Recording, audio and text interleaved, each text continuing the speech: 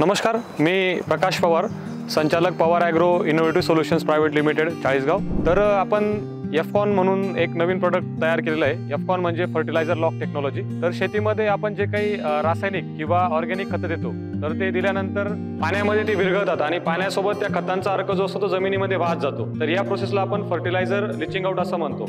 तर या प्रोसेसमध्ये आपण दिलेल्या खतांपैकी जवळजवळ 60% पर्यंत खतं आपली ही पाण्यासोबत वाहून जातात आणि वाया जातात। तर शेतकऱ्यांचा जो काही अवाढव्य खतांवरती होणारा खर्च आहे तो आपल्याला या फर्टिलायझर लॉक टेक्नॉलॉजीमुळे कमी करता येईल। तर फर्टिलायझर लॉक टेक्नॉलॉजी काय करते, ज्यावेळेस आपण याला खतामध्ये मिसळून दिलं तर ज्यावेळेस खतं विरघळतात, विरघळल्यानंतर एफकॉन त्यांचे सर्व जे काही कण असतात किंवा जे काही अर्क असतो खताचा त्याला स्वतःमध्ये शोषून ठेवतं आणि शोषून ठेवल्यानंतर त्याला जमिनीमध्ये झाडाच्या मुळाच्या कक्षेमध्ये जास्त दिवसापर्यंत स्टॅबिलाइज करून ठेवतं। आणि स्टॅबिलायझेशनमुळे काय होतं की ते खत हळूहळू जमिनीमध्ये जास्त दिवसासाठी रिलीज होत जातं आणि त्यामुळे झाडाला जास्त वेळ मिळतो। जे रासायनिक खत असेल किंवा ऑर्गॅनिक खत असेल ते शोषून ठेवण्याला जास्त वेळ मिळतो आणि त्याच्यामुळे जे काही झाडाचा विकास आहे तो सर्वांगीण विकास खूप चांगल्या पद्धतीने होतो।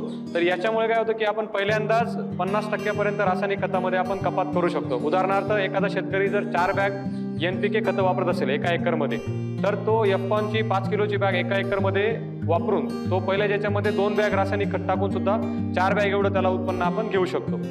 तर या प्रकारे एफकॉनचे फायदे आहेत। तर मी तुम्हाला आता एफकॉन कसं आहे ते कसं दिसतं ते आपण तुम्हाला दाखवूया।